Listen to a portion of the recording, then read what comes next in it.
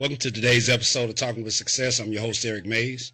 Today I'm talking to a longtime friend of mine, a good brother, Michael Sanders. Let me back up, Dr. Michael Sanders. I want to give you all your flowers, brother. You earned them. Michael is a talented individual who blends a combination of heart, heritage, and high-level leadership in everything that he creates. He's the founder and CEO of Pruuf Gourmet Pudding, a dessert brand inspired by the one recipe that always united his family, his mother's homemade pudding. What began as a tribute to love and legacy has become a movement to bring people together one spoonful at a time. He's not only a culinary creator, he's a formally trained executive leader with an undergraduate degree in organizational psychology, an Executive MBA, and a Ph.D. in leadership. With more than 20 years of experience in manufacturing and executive operations, he brings strategy, discipline, and creativity to every venture he touches. But beyond titles, Michael is a father, a son, a brother, and community advocate who believes business should nourish people, not just profit. He also leads a nonprofit supporting at-risk youth, helping them reimagine what's possible through mentorship, education, and opportunity. Welcome to the show. Appreciate it. Man. Hearing you say all that, I thought we were talking about something else. I definitely appreciate, the invite. Yeah, man, I know you're a busy man. And so when I reached out to you, I was like, probably gonna be hard to get him, but it's only 24 hours in a day, and I know you probably working for 26 of them. But you stay grinding. You've always been grinding. You've always gone above and beyond. It's that thing we always say. I see you not playing no games. We're like, why? Right? It's all about putting the work in. Let's get down to it, brother. How have things been going? It's great, man. Of course, everything's moving like a whirlwind. Dream chasing, dream building. You kind of get lost in the weeds. You cut from the same cloth, so once you get a project or an idea or goal in front of you, you just kind of have your head down, only come up for air type of stuff. Yeah, it's been fun, it's been exciting. It's work. It's work. No days off, 24/7, but that's... Exactly. I mean, that's the life of a business owner, right? That's the life of an entrepreneur. I talk to people all the time, and just in general conversation, people always say, hey, I'm an entrepreneur. I want to own my own business. And what I explain to them is, if you're the owner, you got to show up when nobody else will. Absolutely. You got to show up when nobody else wants to. You got to show up when you don't want to. That's what we sign up for, yes. Right? It's not a 9 to 5. It's I start when I start and I finish when it's done. I like to say you have your option as an entrepreneur to work any 14 hours out of the day. Any 14. You pick which 14, but it's going early mornings, afternoon, or late, afternoon, early evening, late. You pick it, but you get a chance to work your 14 hours. Absolutely. So what inspired you to start Pruuf Gourmet Pudding? Well, I mean, we see where we're at right now in Yeah. society, where you can't even sit down at a family gathering without bickering. Mm-hmm. Politics is diametrically polarizing opposites. And so it was like, how can I help some of the, cognitive dissonance and tension that's in the room. Okay. And the pudding came to mind. It's one of those products that definitely is impossible to eat angry. Yeah, I've never seen anybody mad for eating some pudding, right? But more importantly, it makes you smile. So it's, every weekend it's a microcosm of what my goal is.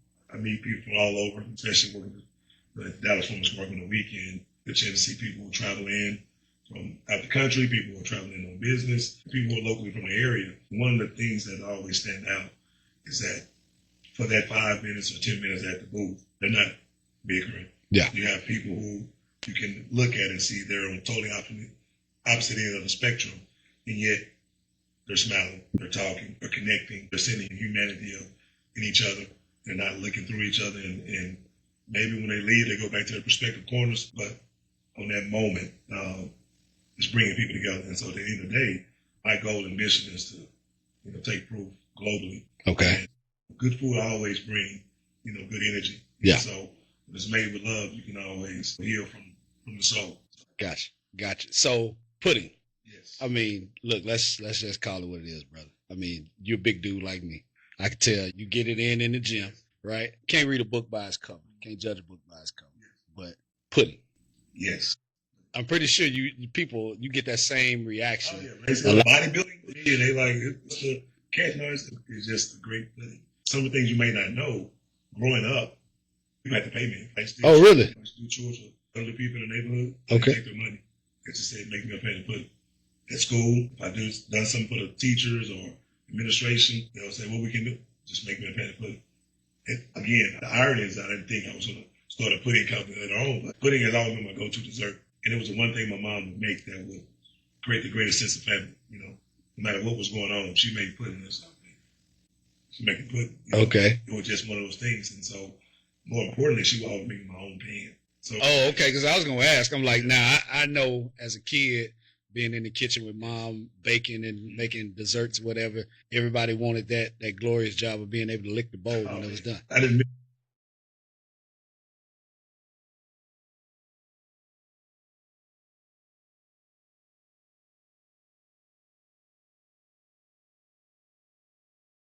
Okay. So,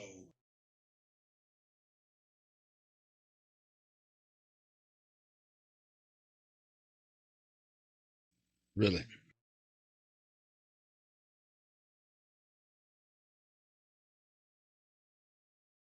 overly dismissive of what they're saying. Yeah. So when they react to it, it's the first reaction I see. And so I'm able to listen for the first time. And that's interesting that you say that, because I know how it is when you're a creator, right? Mm-hmm. We create stuff, and in our mind, once we get to that point of where, okay, I think it's ready to be put out to the masses, or it's ready for me to show it off, that's our baby. And it's kind of, that's that first love kind of thing, right? And then you put it out and somebody critique it, and they don't see it the same way you see it. It's easy to get that mindset, oh, you don't know what you're talking about, right? That's one of the reasons why I don't taste it. If I like it and I taste like, come on now, that must be wrong. Yeah. But because I hadn't tasted it, I'm having to rely on what they communicate, right? But fortunately for me, it's just they come back with, it was awesome. I tasted anything like that. Yeah. What did you do? Or you get these informations of the product as opposed to the latter piece. In the event there is some constructive criticism, can you do this? Can you do that? I'm still listening. It may spin off another product, yeah, or whatever. It's always, most creators are sensitive to mm-hmm. criticism they get. But think about it, think about it as your kid, as your baby. So if you raise your child and you gave them the adequate, teachings and you're confident in what they're going to do when they step outside the home, yeah, you're less concerned about what may happen, because if they come across something that they never experienced. Whereas if you just shelter them. So I want my product to be, I'm so confident in what we do. I wanted to see how it stands up with the most critical person. Somebody say, I don't eat pudding. I say, please taste it. I want to hear what a non-pudding eater, how they feels about a product. I want, yeah. No, How often do you come across that? Somebody that hadn't eaten pudding before, they thought, oh, man, I'm not a pudding person, but I'll try it. Then they end up like it. Most people, when they think about pudding, it's not for the most part, a mature dessert, right? Not something that, as an adult, you're like, oh, I'm going to get some pudding, yeah, right? Unless you're like me. But for the most part, most people think of pudding as a kid dessert, snack pack. Exactly. You kind of think some of those kind of novel items, but you don't think about it as a gourmet treat, a go-to. And so we want all the smoke. So we go out there, any venue, it really don't matter the demographic. As long as if it's high traffic, I want to see how my product stands up to criticism, or stands up against a competing culture dessert. How does it stand up? In most venues we outsell desserts 3-1, even other cultures. So it's one of those products to where it's transcendent.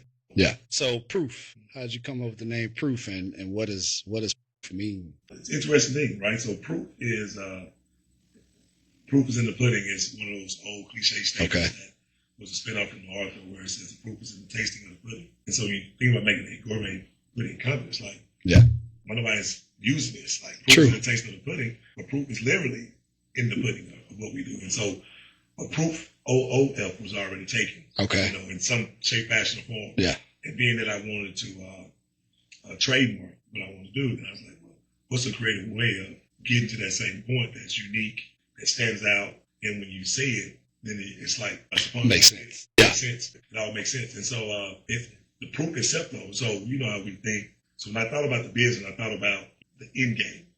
Proof at 10 years. Yeah, because we never think small business. No. To us, there's no such thing as small business. Proof is a spoon. It's a spoon. But guess what proof is always in? The pudding. Okay. So the mascot later on would be the spoon. Oh, I got you. Like you got the gecko, you got Joe, you got Joy, you have all these different. At some point, you got the mascot. So that sounds like that's going to be a great job for somebody as a brand ambassador to go around eating pudding every day. Absolutely. It's going to be a job you never get tired of. Exactly. You gotta stay in the gym. You don't eat it like that. So I know, you talked about how your mom taught you guys how to cook at a young age, and she was the inspiration. Expound on that. How did she influence you when it came to decide that this was the path that you? My mom, she loved to cook. Okay. She was one of those traditional mothers where there was always food cooked, a home cooked meal when we got home from school. Me home from practice, playing ball.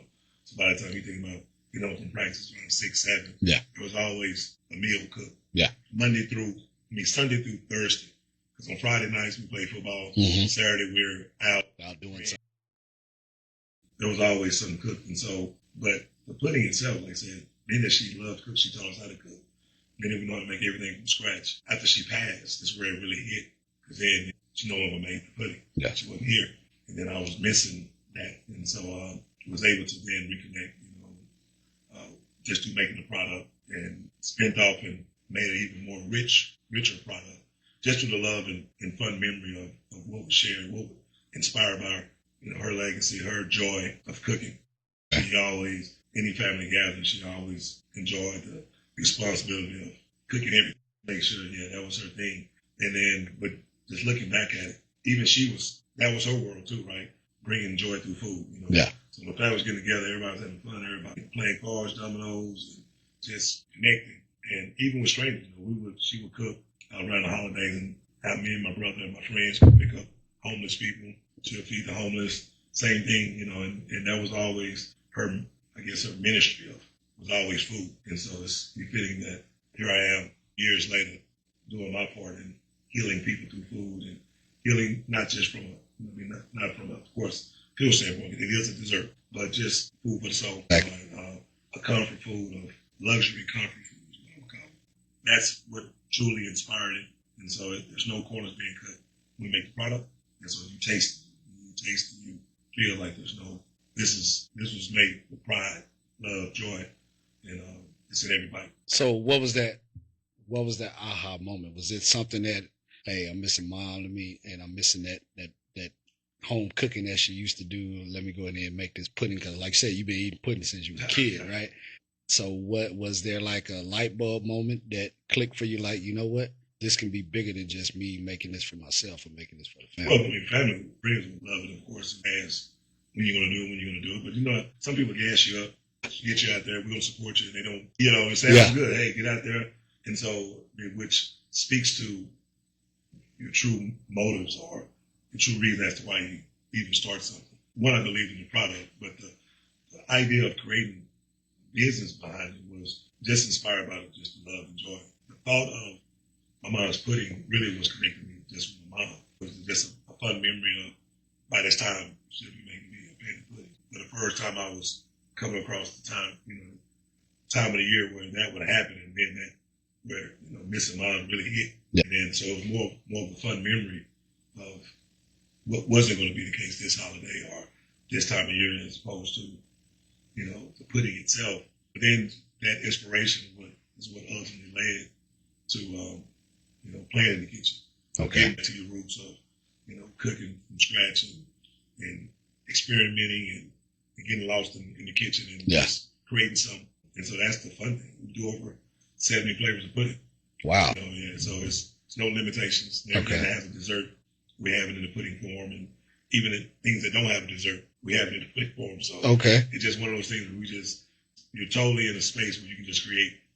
If you're bombing, no one else is doing it. No one else has done it. Yeah. Sweet potato pudding this past week, and so many people were so fun. Would never. Yeah, you think about it, fall, winters, Thanksgiving, everybody sweet potato pies. You're like, hey, let's put the pie in a jar. That's what we did. With our pudding, it's nuts. The reactions are crazy. People actually get a chance to experience the flavors. But that's the thing, when you're in a creative space, much like any other artist, you want of course, what it did for you when you're making it, how you feel about it. But when you hear the impact it has on someone else, like this reminds me of my mom, like myself, or this is the only time I can spend time with my kids when we're coming to get pudding. Okay. Those little small moments that some people look at as, I'm around my kids all the time, or I have my mom, or, for those individuals who don't have that, the pudding itself resonates with them to a point to where it gives them something that otherwise wouldn't have. It's like, And that's, it's inspirational that you say that, because when you think about it, yeah, everybody gets in business because they either want to have the freedom to do what they want to do and run their own thing, work when they feel like working or whatever.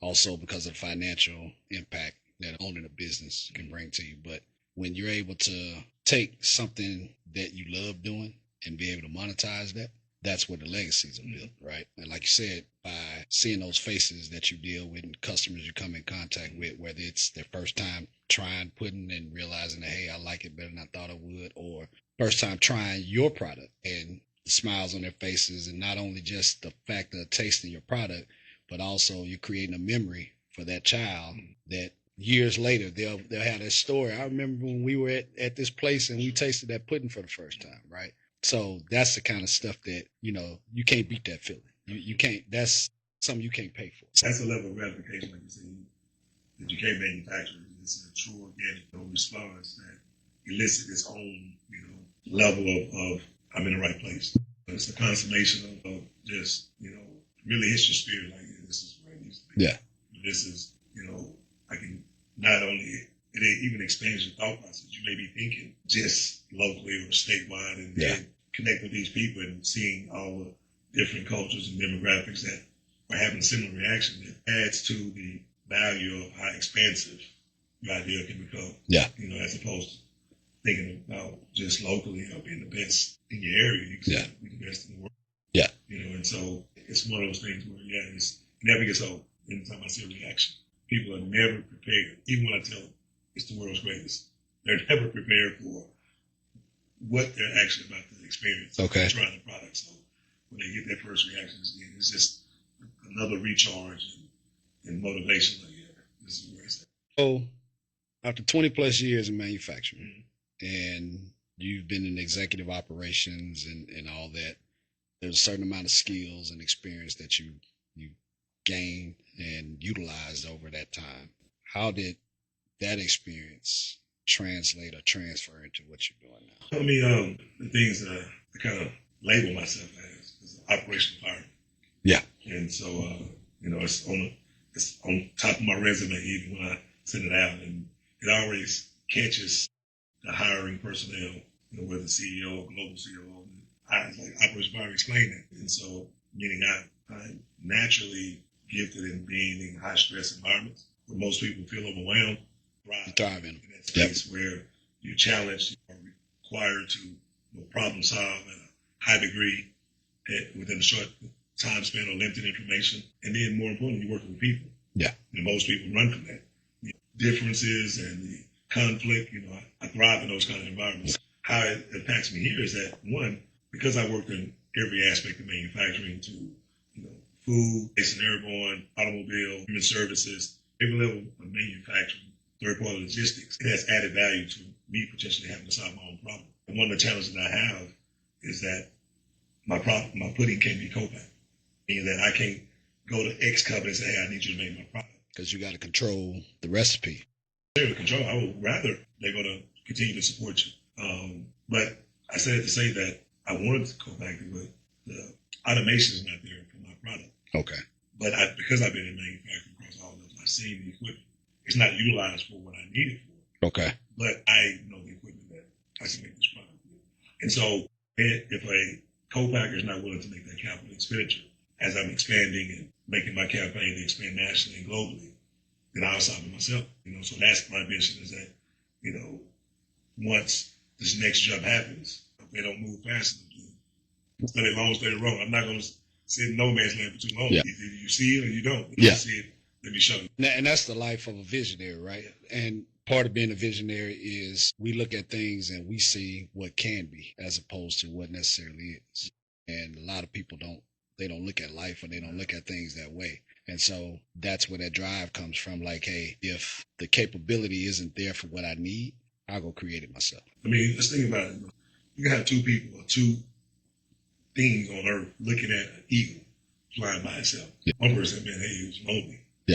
Another person looking at it said, hey, eagle was free. It just depends on your perspective. Yes. And so the law of limiting beliefs, like I said, when people come across opposition or challenges, they're like, well, it just can't be easy. It's like, no, that's the last thing. Because I know that that's going to vet out the people who are not meant to be there. If you believe you're qualified and you got something that worth seeing and worth the world worth receiving, it's worth it. Yeah. It's not something you should cower to or think differently. It all depends on how you view yourself. Yeah. And so if your perspective is on point with how you see yourself, then what you present to the world just automatically creates value. Doing it from a good place. You're not doing it because you need, the dopamine from the likes that people get or adulation. You're doing it from a pure space.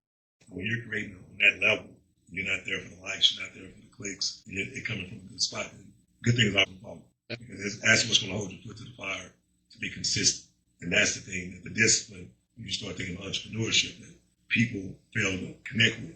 They can have make the best burger, make the best whatever, thingamajig, but they don't have the discipline and the consistency to do it, like you said, when no one else wants to do it. Before you build a true brand where everybody wants to work for, like an Amazon, before you get to that level, or you want to do anything, everything in between, how long it takes. If not, you can't answer that now, Dan.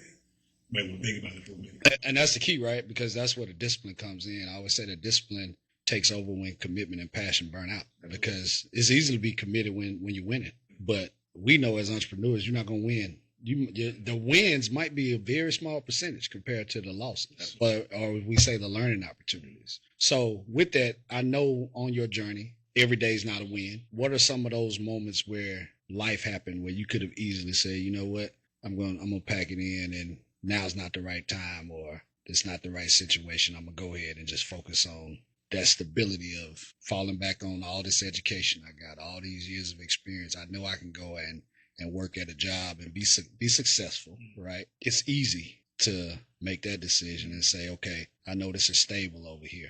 Again, it goes back to that whole perception piece. Like, to be quite honest, I just recently went full-time with this business. I was an executive leader, and I was, having confronted with a decision I had to make, in the sense that, I wasn't prepared mentally to do, I won't say mentally I was prepared, but I didn't have the infrastructure established to go full time.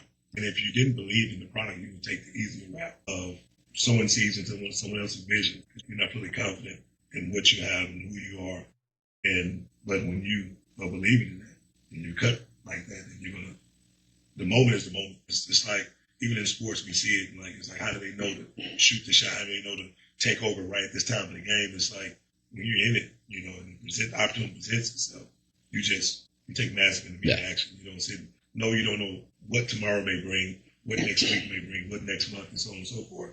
But you believe that whatever happens, you're going to do whatever necessary to make it happen. Yeah. Whatever it takes, for how long it takes. And if that's your mindset, you're going to have challenges, you're going to have setbacks. You are going to lose more than you win. But when you do win, it's going to make up all the losses. Yeah. That makes sense. And that's one thing that a lot of people miss when they jump off the porch of entrepreneurship, is thinking that they don't have all the support because they do something so well that people are just going to gravitate to them. No, because you got to, one, earn the trust of the consumer. They don't know who you are, they don't know what you're presenting. And so, I may like it, but are you going to be here next week? I got a guy that does this, or I got a lady that does this. I like them. Do I like you more? I don't know. I just met you. Yeah. So how are you going to earn that? You got to earn that trust. They shouldn't just come do business with you. You should want to earn that trust. As the adage goes, if you can get a customer shop with you 3 times, then that typically going to be a lifelong customer. They come spend money with you 3 times in consecutive time. And so that's the goal. That's the campaign. So when you make a new connection, a new relationship, in the midst of setbacks, are you still present? Are you still where your feet are at? Do you believe when you wake up today, it's going to do a difference?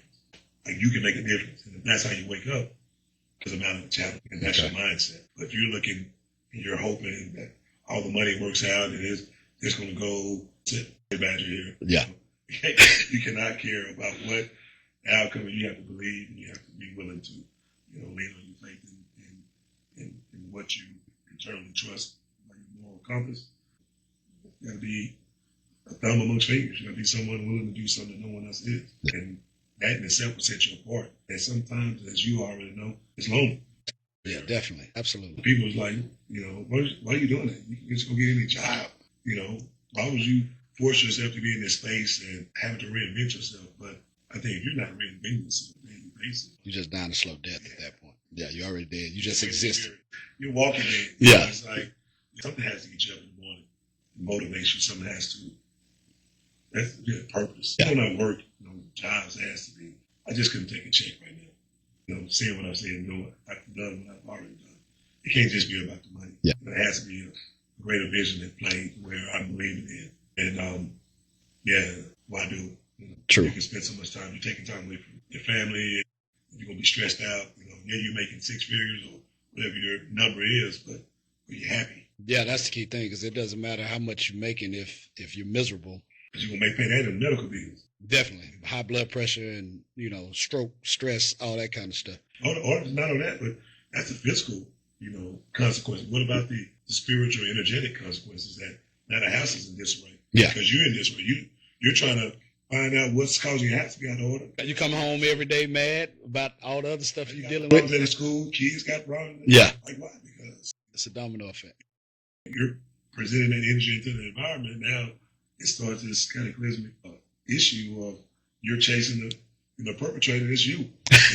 You're the one causing all the You're the man in the mirror. You're the one you fighting. in the mirror that's causing all the grass fires. All because you need this title, you need this money, and it's causing all this angst within you. It's like it's not that serious. So I know we spoke about it briefly. I don't know if you okay telling. We don't have to tell the name, of course, but I know you said that recently you were faced with the decision of you got to choose, right? You got to choose between Pruuf and this other thing that you. I can totally respect it from a entrepreneur standpoint. I get a number one guy, and I believe in my product, and I need him to believe in my product. I need him to be focused on my product so I can do the things that I believe I can do with my product. And so I get it that can be the case. So it's not something that I took personal, but it like you said, it's one of those things to where timing is timing. It's not, if it wasn't this, it'd be that. We can sit Monday night, Monday morning quarterback on what should happen. Yeah. What if I did this? What if I zig? What if I zag? And no, life is life. What is the moment saying to you? And in the moment, although I didn't prepare any of the infrastructure to go out and take it on full time, it felt right. However it was presented. We sometimes get lost in that the victim side of when life is happening. Say if you get laid off. Yeah. Man, I was so good. They laid me off. Why they lay her off? Why they lay them off? It's like you've been complaining or wanting to have an opportunity to do X. X is now created this. And you're still trying to get back. It's like, no, it's like you this is what you wanted. Why go backwards, or why try to get back on the hamster wheel when you just said you want to do something different? Yeah. And so when the universe, God, or whatever presents an opportunity to you, if you're truly down there and you're truly spending time with yourself, which most people are surrounded with noise, if you choose to spend time with yourself, and that moment happens, you know exactly at that moment, it's like, it hits your spirit, you're like, I know I need to do. Yeah. There's no, let me think about it. No, when that moment presents itself, you know exactly. Like I just alluded to with that in sports, basketball and football, when a guy just goes to another level, you know at that moment. And he's been conditioned for it, right? For this moment. And what's the old saying? Luck is when preparation and opportunity meet, right? You have to be there. And that's the thing, though. Most people talk a good game, right? Most people talk about what they want to do and talk about who they're going to be. They're not doing the work at night. They're not working on their vision. They're not outlining the plan. They're not writing down their notes. They're relying on their memory because they forgot most of what they said.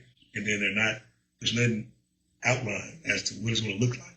And so when that moment happens, they're not prepared. Yeah. So whereas an individual like yourself and myself look at it like, this is it. I'm prepared. This is an opportunity. It's time to take action. Some people look at it like, I'm not prepared, so therefore it's not an opportunity. This is a situation I need to fix. Yeah. They go into panic mode because, like you said, they're not prepared. And that's the crazy thing, right? Because I know for me, most of my best ideas or visions hit me at 2 or 3 in the morning, trying to sleep, and something will wake me up and I'm like, wait a minute, I got to grab my phone and type that, put that together. Even if it's only the rough draft or just a quick couple of words of, hey, but I know that later on it's going to come back to me and I got something to go back that's tangible. I'm like, okay, this it's going to morph into something else. But I remember when that seed was planted. And again, I think you said something key. One, you're taking yourself serious. You got a download of an idea or not. And some people because again, it goes back to the perception of how they view themselves. And so they get an idea, they're like, oh, dang, what that look like? Start something like that. The technology's not even on the market. Maybe it's up to them to bring the technology. That's the point, right? And so if you take yourself seriously, like yourself, there's so many times I get downloads of ideas. I ride in silence. The one time that, the time of the day that where I can get to myself, where I can reflect, I can kind of think about something I just experienced, kind of make a decision on what I need to do, or just kind of project and strategize on what my next moves are going to be. And it's the moment that only that I have, my secret place, right? Because as soon as I can step out the car, I'm daddy, I'm boss, I'm mentor, and someone's required my attention. Yeah. In the car, just zoned out and listen to getting lost in my thoughts. I'm talking to myself about different things that come to me. And so you got to find those moments where you can create. You're here for a reason, for a purpose. And most people shut up the loudest voice they ever want to hear, which is the inside voice. And they shut it up and they wonder why they're still bitter, they're angry, they're not fulfilled. It's because the thing that's been yelling at you, because no one else can hear it, you're able to just dismiss that space as if it's, irrelevant or non-existent. You're feeling the way you're feeling because you're not giving it to that voice, right? And so, yeah, I just learned, just through life, the challenges that we come across. Like to this day, it's impossible for me to have a bad day. I have character building moments, of course, where things you encounter that you don't, necessarily enjoy, but it's necessary. Much like when you was playing sports, you're conditioned, you don't like it. You don't like it. Gassers and Green Bay and whatever other drill you got going. But it's going to make it easier in the long run. Absolutely. When you start playing the game, being if you're playing the game of life, you got to condition yourself. You get put through the ringer and be challenged and be faced with, objectivity to where your ideas are being confronted to be refined or to be perfected. You shouldn't shy away from those moments.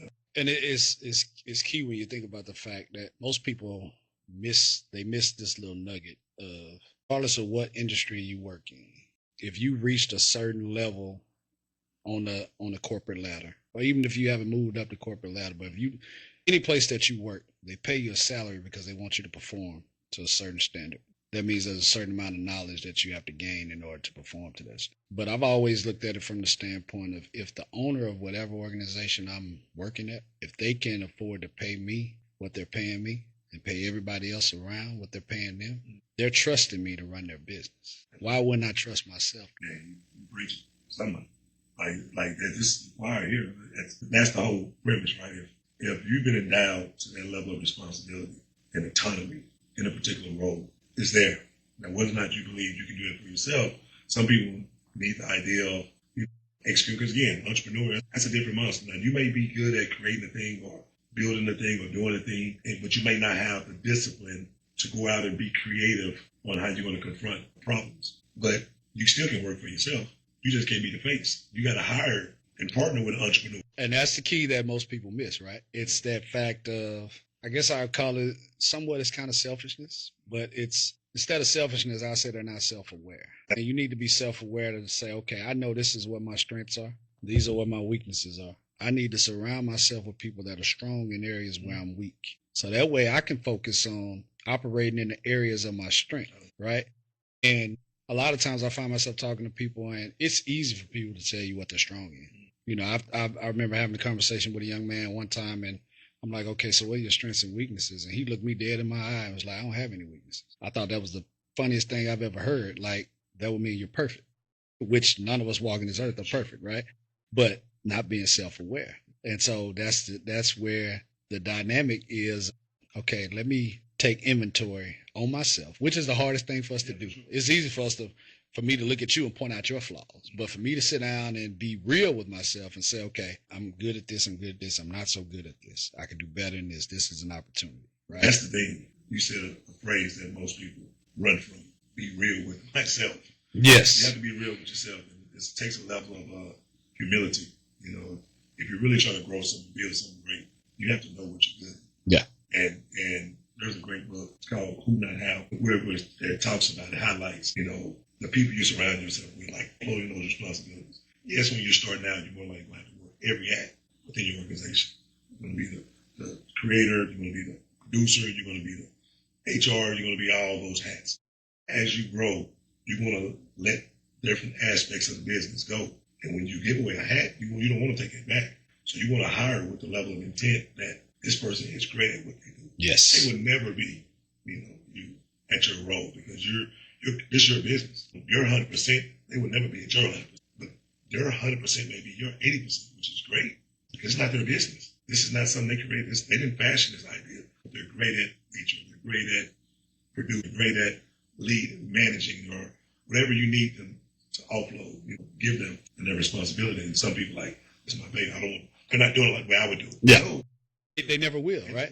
That's like expecting the babysitter to treat your child as you would treat your own. Like I want you to nurture them and make sure they're safe, but I don't expect you to do I don't expect you to donate blood to them, Because you do, but that's not an expectation, not a requirement. Yeah, for sure. It's like, again, but you have to, self-awareness has to be part of that in order for you to get to that space. And then you got to be humble and have a level of humility where you're understanding because this is something that I'm not naturally good at. I need to find someone that's good at because I need to focus on this, what I'm great at. If I'm focused on things that I'm not great at, my business is... It's going to fall apart. It's moving, but it's not moving at a space, at a speed to where it can because I'm not natural in this space. I'm great at this space. And so if you're wearing all the hats, it's good because that's what it takes to get the plane off the ground sometimes. But as you go up and ascend, you want to.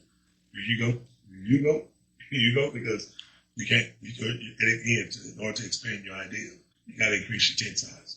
And so that the level of them doing it a different way, it's not a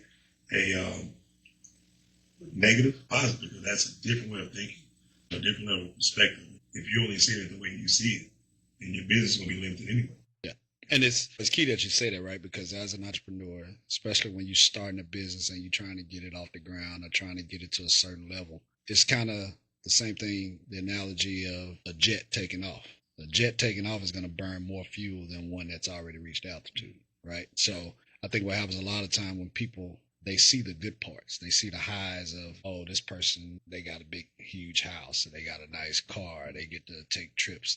You can see the little highlights and think that person is at a certain level of success, but you don't see the sleepless nights. You don't see the 22-hour days. You don't see them pulling their hair out when problems happen and there's nobody to call to bail you out. You got to figure it out, right? But that's where, again, you have to be built. Everybody's not built that way. So with Pruuf, you're wearing a bunch of hats. I'm sure you have people around you that are actually in the fight with you, but nobody's going to fight the war like you're going to fight it because it's yours. So how do you deal with those moments because you're the creator and you also running a business at the same time? You're not the hired hand that's just in there mixing ingredients together to make a finished product. When I feel a pain point, that means it's something that it's a system that we put in place. One thing we lack, especially in the Black community, is assistance. You see mom and dad working. In some cases, as an entrepreneur, maybe have some level of where they have is self-employed, but they're working 7 days a week their whole life. Missing events, they don't have a business. The business have them, right? They never create the systems for the business to flourish. They create a thing, and because it was their baby, they don't want nobody to mess it up. They themselves sabotage it. At least held it back to where it couldn't grow. And so it's that if I feel something painful, or I experience a challenge, then I look and says, this happened for me or this happened because of me? And then I look to say, is there a system something I can implement to prevent this from happening again?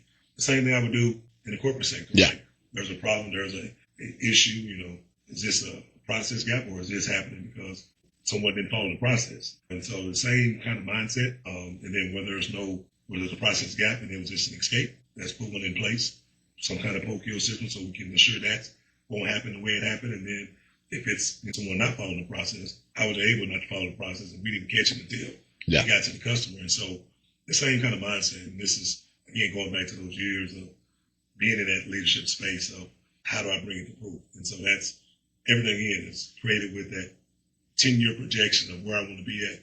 That's already compartmentalized. Not something I think about daily as to, man, because that'll overwhelm me. Yeah. You want, like, so many things you have to do to get there.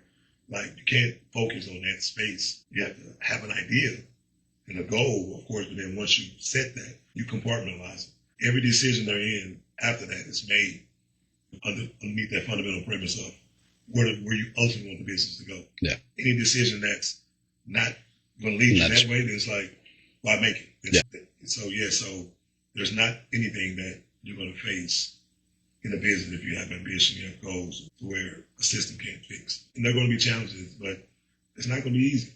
Why would it be? You're trying to do something, at least in your immediate circle, that hadn't been done. And in some cases, depending on the product or depending on the service, it can never been done at all. And it's not even available. Yeah. Going back to, you get an idea at 3 in the morning that it's not even, the technology's not even there yet. Yeah, you're going to encounter problems and challenges that there's no question to ask. How would you know? What question would you know to ask? When you experience something, it goes back to, you might show my kids. I got one rule now. I don't tell my kids what to do. I challenge the way they think. When they tell me something, I want them to come to their own conclusions. But the only thing they can't do is whine about the outcome. You made a decision. This is the outcome. What you going to do? What's the plan? It's a reality. We can sit and why this.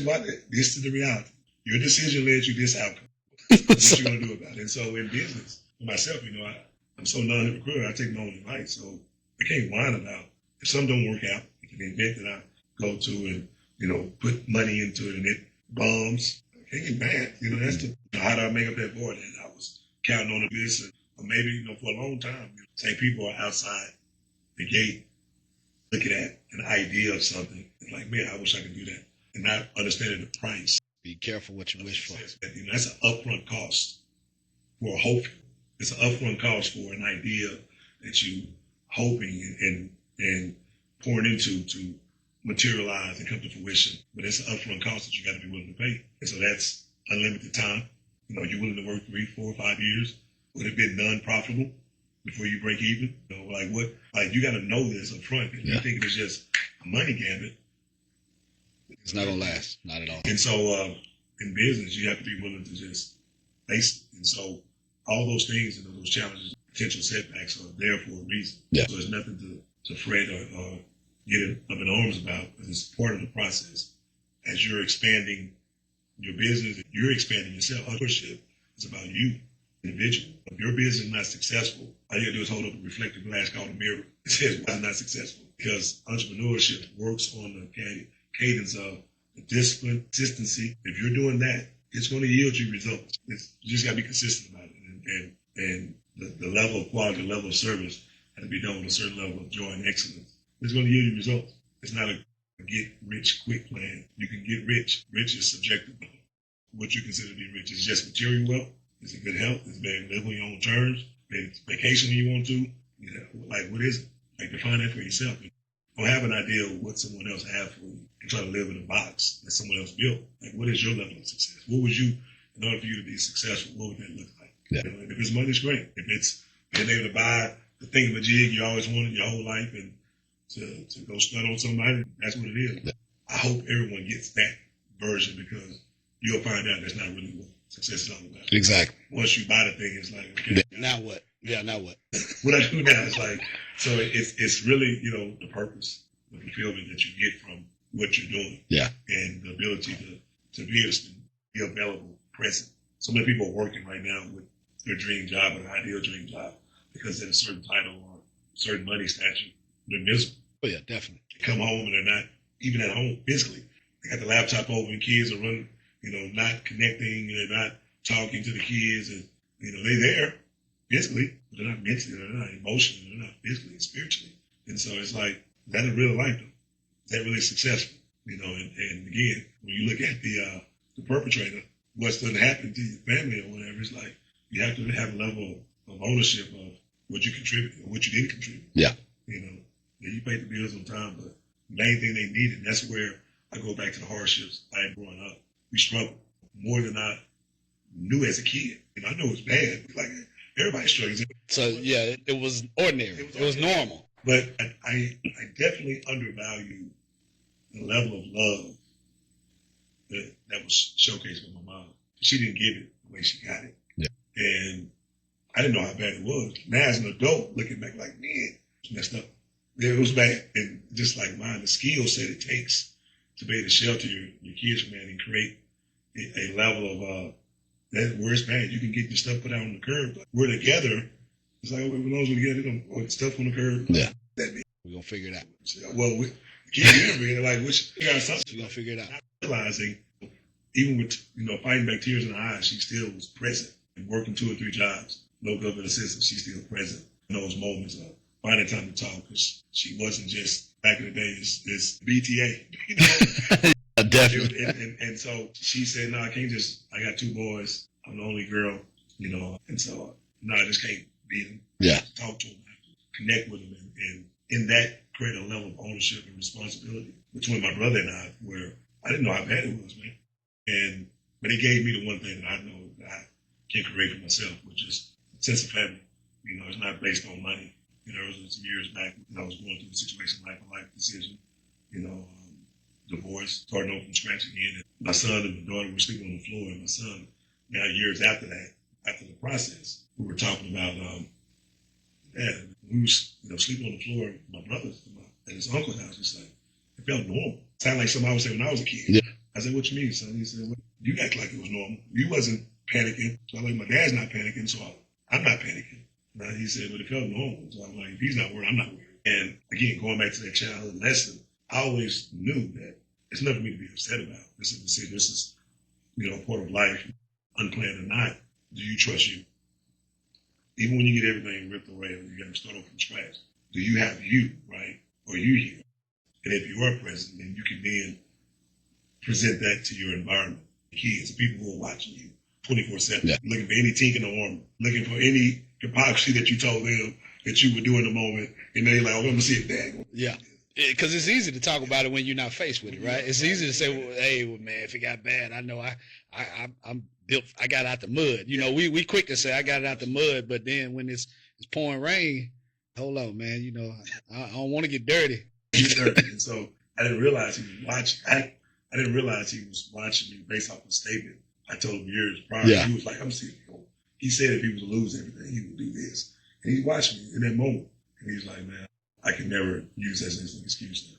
I've seen it now. Yeah. I've seen it where, I didn't know it was ever going to be lost. Yeah. To see you lose it, to see you rebuild it and reinvent yourself in real time, it's like, yeah, I'm forever changed by that. Yeah. And that's the thing that we lose as parents, right? We forget that we're creators, and we have the ability to create it all the time. We have the ability to, if you don't like the outcome, you can make a decision today that will change your tomorrow. And we sometimes forget that when life is happening. We sometimes get caught in the moment like this is happening and get so focused on what is happening as opposed to what you can change, induce into this environment. And so I just appreciate that lesson again that Mom was showing. And I don't even know she knew she was showing it, because she was just built like that, right? She was her. She had him. so yeah, she created him, Yeah. So it's life happens. And so when you have this grandiose idea in the moment, pressure, it's like game on. I'm at my best. It's pressure. But what do we always say? Pressure can bust pipes, or it'll create diamonds. And it's all about mindset, and you get to choose which one you're gonna be. And it's funny that you said that things come full circle. As I'm driving home today, like you said earlier, I drive with no radio, no music on, probably 95% of the time. Just listening to my thoughts. Mind never slows down. The thought popped in my head today for some reason that people will often get distracted by what you say because they see what you do. And when you talked about how your son saw that there was no panicking, he was able to pull on that in that time, not even realizing that you told him something years ago. Of, hey, this is how we'll respond if we ever presented with that. I was able to hone in on the fact that this is what I see. Absolutely, and yeah, it's an awesome privilege, if you have kids and fortunate to have kids, because the level of responsibility that accompanies that is unmatched. Yeah, right? You never have unlimited supply of fuel, and that'll be your greatest work. And it's and the goal, and the mission, and that is them to outperform you in everything. Yeah. Right?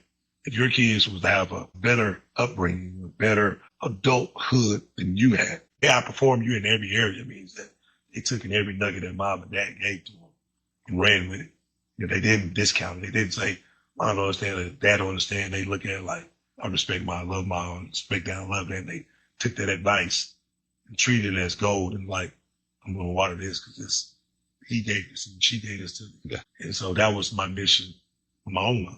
In real time, I didn't know that was the commitment I was making. And mama said something, that settled it. And as an adult, she would say, man, she would talk, we became best friends as adults. And she was like, well, I wish I could be like you. I'm like, no, that's how you raised me. What are you talking about? I'm like, this is the teacher asking the student they can be better.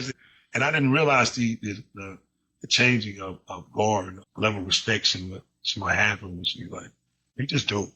You don't care. You just see it and you just go. You don't think about anything. And I was like, well, this is how you raise me. She's like, no, I raised you. Yeah.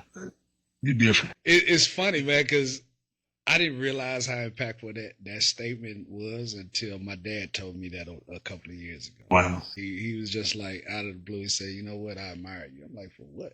Like, man, you my hero. He was like, it's like, nah, man, you're not afraid of nothing. He was like, if there's something you want or something you want to do, you go for it.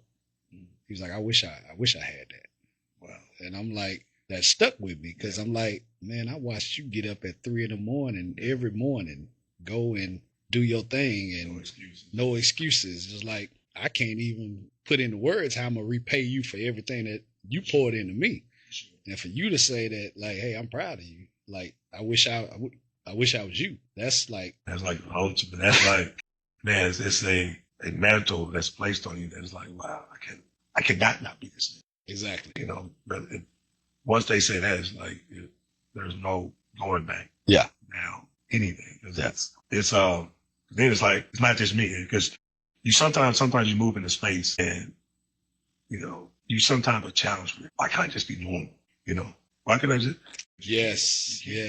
You can't. No matter how hard you try, you can have the greatest job. And it's just something in you was like. Sometimes it's the blessing and the curse, right? Because I know sometimes I can look at stuff and I'll be like, man, I wish I could be like most people and not care. Just be like, let it be whatever, let it have done. But then it's something kick in like you're not built like that, right? Or be at a job and it's like, hey, we got this promotion on deck for you. We got this raise and have that mindset where I'm like, okay, that sounds good. But the whole time I'm thinking like, there's no dollar amount you can offer me that's going to make me stop being who I was built. And that's the true testament.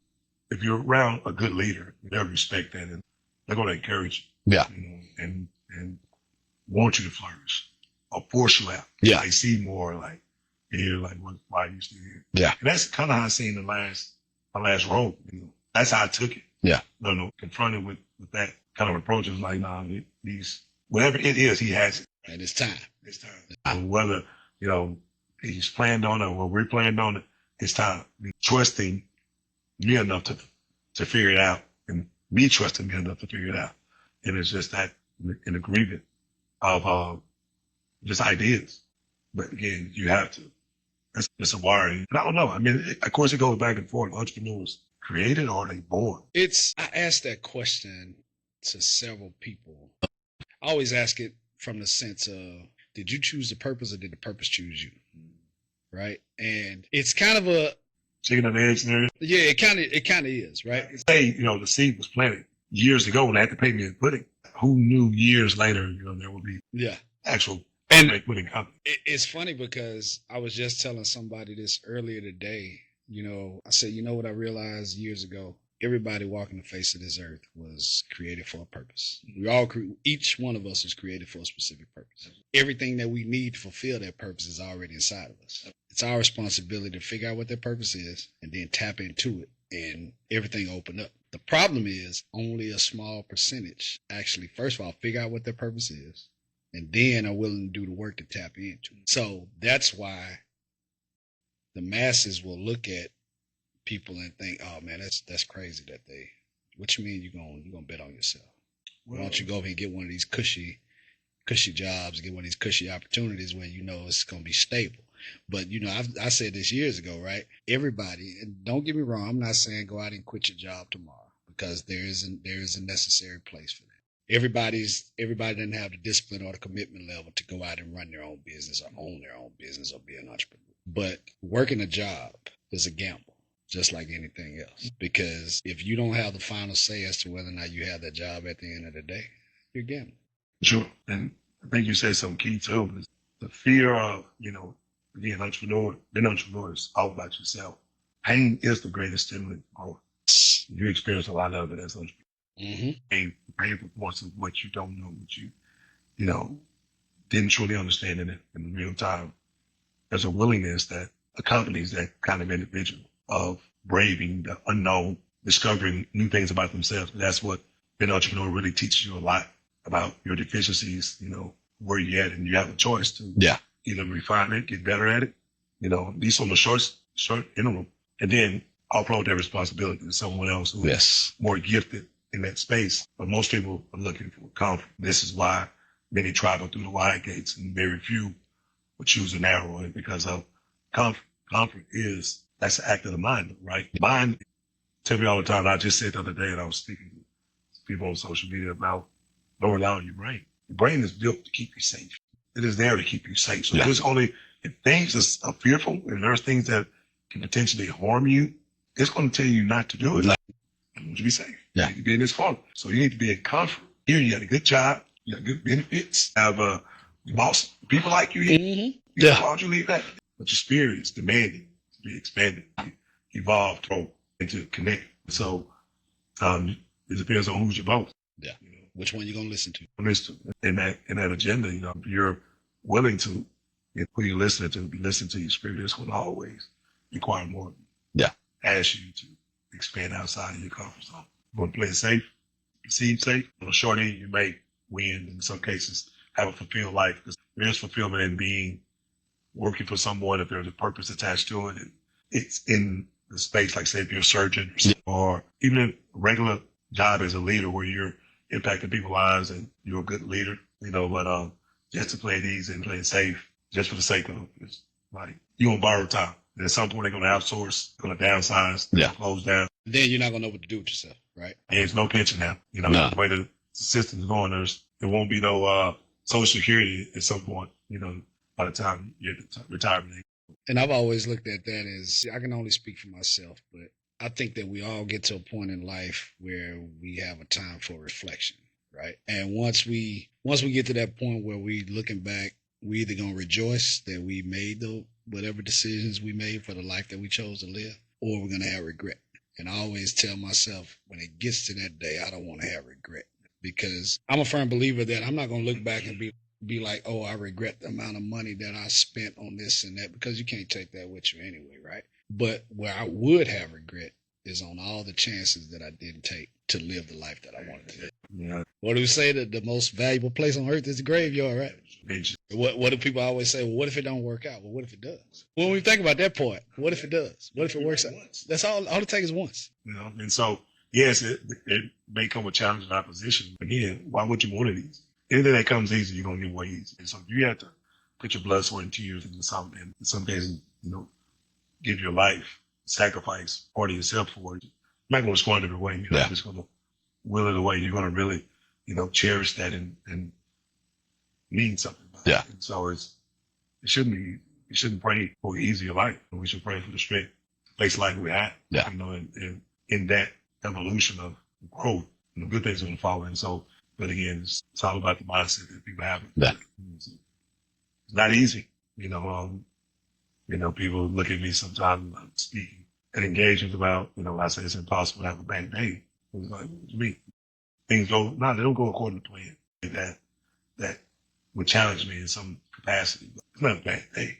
It's 24 hours in a day. I couldn't do nothing. I couldn't do anything. Waking up to a certain set of problems is not your issue. Going to sleep with them, that's your fault. Like, what's the plan? You got a plan in place. That's how you can work out. That's the plan. You can give it time to, for it to materialize, but what's the plan? And yes, at times it can be challenging to enact the plan. Is there one? Focus on the day, focus on right now. Most people, they get so far ahead of themselves. They're so concerned about what happened yesterday, concerned about what may happen tomorrow, and never focus on what right now. We lose sight of right now. And what's the thing we said for the longest time is, forget about yesterday, because it's gone and never coming back. tomorrow may never come. The only thing I can count on is right now.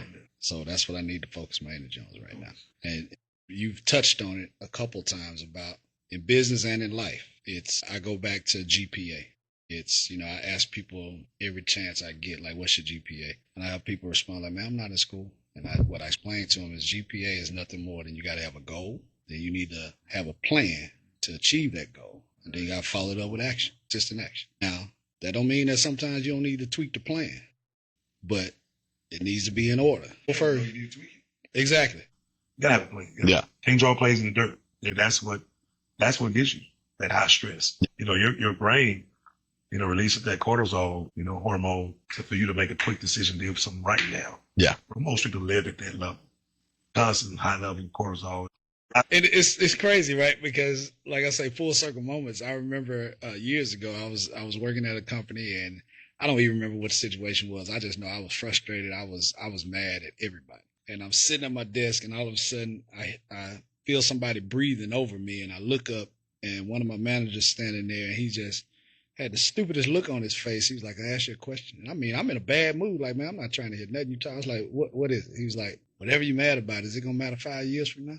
I'm like, of course not. He's like, then you might well get over it. I was like, you know what? Stupid as that sounds right now, it makes perfect sense. Not just dismissing that. Like it was able to get you out of your space. Like, just bring it back down. We're going to be all right. Yeah. So, we could go on and on. When we get together, brother, our minds link up. It's like on a whole different level. Absolutely. But I know that you lead a nonprofit for at-risk youth.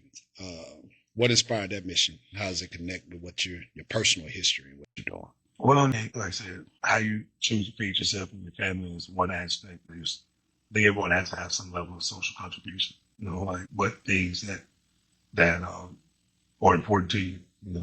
Something you're going to give away with, and you can do it for free. What would that be? And so, dealing with at-risk youth is kind of me thinking about myself.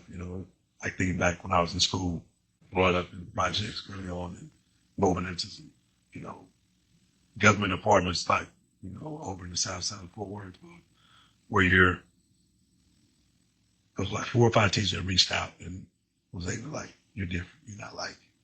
So you kind of blow it off and dismiss it, but you hear it enough to where these teachers, there was one point, a good friend of mine that got killed, we was at a party and he got chastised by that and mad at the world, man. Yeah. And my mom, before scared, she moves us, pick us up and say, okay, we got to move. So many things happen. She's scared. Something happened to myself and my brother. Yeah. And the teachers, I was in this advanced magnet program in South Side of Fort Worth. And it was only one of this kind of state. It was pilot program with advanced magnet school. And then the teacher was like, no, you cannot take him. He's too intelligent. He's not going to be stimulated at this other school. He's extremely smart. And they're trying to fight with my mom about leaving me. And she said, I can't get him to school and I can't leave him here because I don't, want anything to happen to him. And so the teacher said, well, we'll come get him. Wow. We'll come pick him up. We'll bring him home. So that my 8th grade year, middle school, that's what they did. They picked me up every day and brought me home. We lived in Everman. Of course, they drove from different parts. But one was far as North Fort Worth. I would drive to Everman, drive back to South Side, to drive back to Everman to drop me off. And think about those sacrifices people made because they see something in you, they, pouring into you until you believe in yourself. And that's my way of giving back, seeing myself in every individual. I've been every individual, hard-headed, smart-head in bad situations, and then, just dealing with traumatic incidents. And so when I come across a challenged youth who are born into service at the service and challenge me, not knowing how to deal with those emotions they're in, like I can guide them. Yeah. Guide and light, be a beacon. Do the same thing that Teach did for me. Until you believe in yourself, believe in what I believe in. And it'll catch on.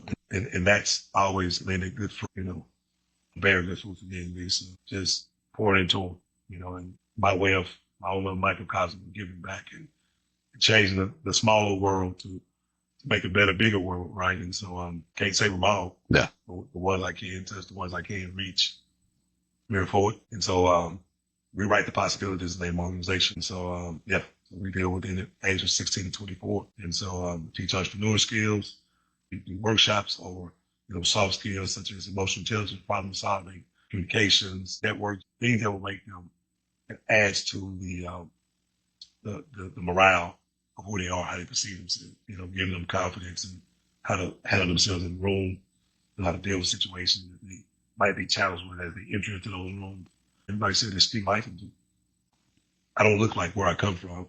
I don't sound like where I come from, but that's a testament of the hard work. It's not unique to me. You can do it too.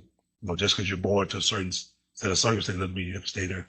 I'm not saying it's going to be easy, but it's possible. That's what we focus on. And so that's why I start rewriting possibilities, because no matter what your circumstances are, you can always rewrite it. It's not a final story, not a final script. You can, like you said on your GPA, you can always pivot, you can always rewrite, you can always adjust and adapt.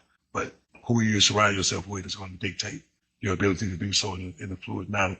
And you got to be willing to just ride it and trust. And so teaching them those skills and how to connect and how to build solid relationships, but then more importantly, how to, look inside. Yeah. Who are you? Not who the world say you are, not who maybe your mom or dad, the way they speak to you, or whoever your environment say you are. What do you think you are? Yeah. And then come from that angle and build up their, sense of self-worth from that standpoint to hopefully give them a stable foundation so they can go out and do awesome things in the world. That's profound. That's an awesome thing. When I think about the fact of you being a young kid and teachers seeing something in you that pretty sure you at such a young age, you don't even know what they see. You don't see it in yourself at that point. But how it goes full circle where they saw something in you and they say, okay, I'm going to make this sacrifice to keep him here because I know this is a better opportunity for him. It's one thing for people to say, I see something in you. But it's totally different when they take it to the next level and say, not only do I see something, but I'm going to pour into it by making a sacrifice to do what I need to do to help that flourish. Then they pay it forward, right? And then here you are, fast forward all these years later, you're doing the same thing that somebody gave you that opportunity. Absolutely. I mean, when you think about it, it's true. Since, kids are a reflection of their environment. And so if we can say 12-year-old or 15-year-old should know better. If no one's there to teach them, their environment is only this. They've never seen anyone willing to sacrifice and show them any good. How can we sit here and be so dismissive and naive and thinking that every kid is afforded that level of opportunity to see good? Some people are in dire situations. You are the only beacon of hope that they may come across. And so there's a Harvard Business School did a study of there's 8 seconds of intervention before someone does a heinous act. And it shows up differently in different environments. And I think, especially when you think about the Black community level of violence, that's showcased the most. Each other in those small pockets, those environments. It's like they only act out what they see. No one's putting out any good in those environments. They're not going to get in good out. Not at all. Or an exact reflection of the environment they're in. They're not going to change. It's not unique to the race. It's anyone. If you're born into a certain set of conditions, you're going to operate based on what you see. You're not going to know to do something different when you've seen this as a kid your whole life. And so, it's a shame. We have a greater level of responsibility for the ones who have been born into those circumstances and have been fortunate enough to make it out and see some difference in the world and travel and expand your level of thinking and being. It's like we owe it. There's a Eric Mays right now that's hadn't been met yet. That's still growing, that just like you and have similar experiences. Will have a father, they don't even have a mother that can rely on that. If there's a beacon of hope that they can hear and resonate with that, what you're saying. People can talk, but there's certain voices that can only pierce through.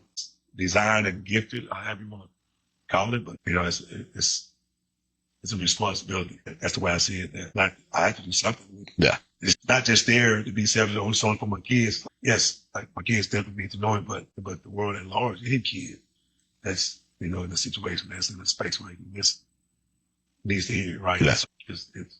If it takes a village, to raise a child, what village are you a part of, right? You're making a choice, so if it takes that, or you participating in the village, if not, then why not, right? If that's a cliche that you know and understand, then why are you not participating in the village activities? True. So, so it's not just, it extends beyond your hut, in order to affect, the kids and for them to be guided in the right directions. And I agree with you wholeheartedly. Like you said, it's too often we look at the younger generation as a whole, and we often say, "Oh, they like you said, they should know better," right? But when you're surrounded and subjected to certain things, it's hard, especially at a young age, to be able to say, "I'm going to separate myself from all that." You don't have any other opportunities, and so I often say, bad habits can't just be changed; they have to be replaced. Right? You always say, "Oh, you need to change your habits." It's not about changing habits. You got to replace that bad habit with something else. So if I see that someone is subjecting themselves to something that they shouldn't be, first I have to ask myself, okay, what can I show them that's different? Or what can I give them an opportunity that's different so they don't have to do it? Right. As a board, you just have space there. Yeah. I had a line, it's a demo workshop. So you're not doing this, then what I'm going to do? Yeah. I got this free time. I got this habit. You got to replace it for sure. I hear it articulate all the time, and it's sometimes become white noise. You have to change it. You have to change it. Yeah. So how do you see entrepreneurship playing a role in empowering the youth? And one of the reasons why I teach it in my nonprofit is just an alternative, career path. In the age where, manufacturing is the skill sets are not taught like it used to be in trades, or it's been privatized to where, you're having to go and pay for it, where you're not being able to learn how to work with your hands, at an early age. And so it's just an alternative path to identify who you are, getting closer to what your potential purpose may be.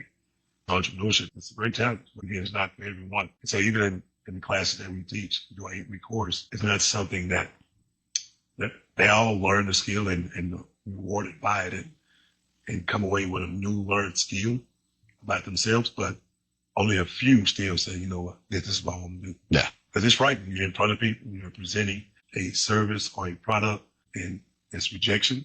No, I don't want to hear it. No, I'm not interested. Some people can't deal with it. They look at that, whereas it's too much. I would just come in, do what I got to do, and get a check and go home. And that's cool. It's not, but at some point, I think in everyone's life, you're going to be faced with it. It's not enough. You're going to need and require more. And so I think entrepreneurship it is a certain level of, it's a timing thing. It depends on how mature the spirit is before it potentially wants more out of life. And so I think we all are built under that. I mean, we used to operate under entrepreneur mindset, and it was before we been corporatized, and you had your own form, you had your own bartering system. If it ever got back to a bartering system, a lot of people would be in trouble. Especially when they immediately challenge you to produce something, not just a consumer. And so, it will challenge a lot, I would say. So I already know that you're building a legacy. You've always been, we've known each other for years, and we've always been big on building a legacy. I would rather build a legacy than build an empire, because empires crumble. Legacy is going to outlive once we're gone. What legacy do you hope your brand and your leadership will leave behind? I think what I started with, just connecting people, showing, human kind of mankind again, to where we'll have differences, we want to agree on everything. But you're not going to enemy because we don't agree. Yeah. And I think we lost that based off of ideas, competing ideas. That's forced us to create these silos that make any, society collapse, any world collapse in that regard. So if you're not in agreement with anything, then what's the use of having anything? Yeah. It's value. So I think, the product itself will go, I'm sure you put a number one dessert spot. I want to take ice cream. When you think about family dessert or family treat, your first thing come to mind is pudding. It's a lofty, but I think we have a belief that we're product that never can compete with on all levels. Okay. Extra flavor, temperature, and it's just a matter of introducing you to the world in the right way. So I know when it's all said and done, we'll have. I have no doubt, because I know you, and I know your drive. I know your ambition. I know you as a person. And what I see often is, if you look behind the curtains of any successful organization or company, they all started small, right? If they expand and they're global, at some point, whether they decided to go out and get investors, when it came time for somebody to part money from someone's bank account or their pocket to invest in the company, the key thing that investors always look for is, okay, the brand or the product is fine, but who's the person behind it? That's who I'm investing, right? And so knowing you the way I know you, I have zero doubt. So a couple more questions, then I'm gonna taste this. About how many we got up here? All 5 of them. Yeah. All right, I got you. We know this. Everybody's definition of success is different. What's your definition of success? I think starting out, you have an idea of, I was just thinking about this the other day, talking to my colleagues. When we first went into business, you want it to be second gen, you want it to be a family legacy. It doesn't already correlate that way.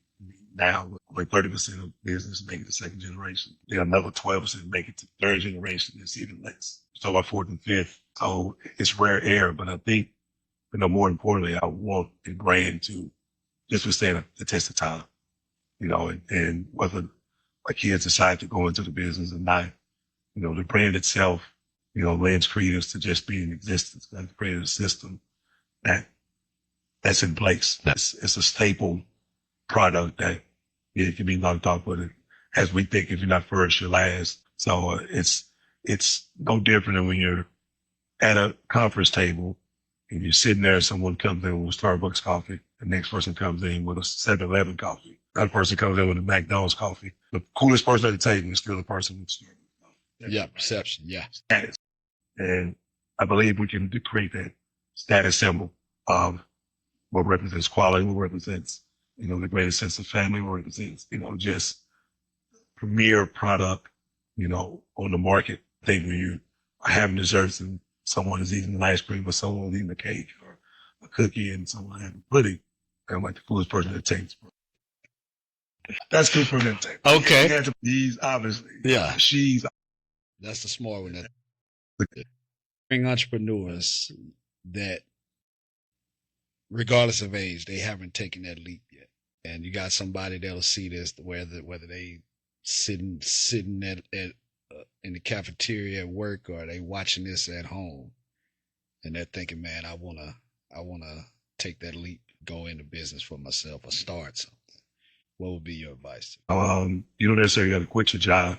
There's a philosophy called mind your business, where you work your dream, work your day job, don't do anything that can, impact your performance on your day job. That's what's keeping the lights on the roof over your head and your kids fed. At night, you're only working there 8 hours, maybe 10 hours a day. Yeah. Maybe driving another, so they say 11 hours. It's doing some work related with everything factored in. So you got another, 13 hours. Yeah. You sleep for another 8. Okay, so now you're down to 5. So you got 5 hours you can grind on something, right? And, take another hour away for eating. Yeah. So you got 4 hours every day that you can commit. And if you're not doing something, it's not about, and this is where we kind of hit it earlier, the consistency. Success in itself or creating a business itself is not about making one giant leap. It's about taking the willingness of taking a lot of small steps every day. And so you should be working on something towards your business every day. Design the plan, design a plan. What's your timeline? What's your ETA?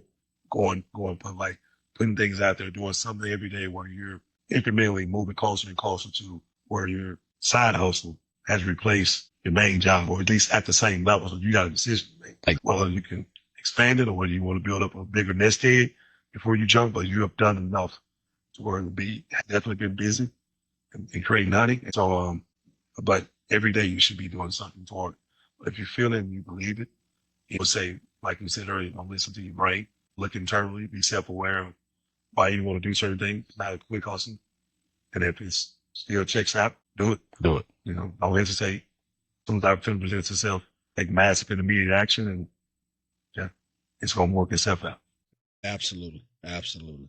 So how can customers find you? How can they get in touch with you? So, of course, you can find us on our website at www.pruufgourmetpudding. That's PRUUF gourmetpudding.com.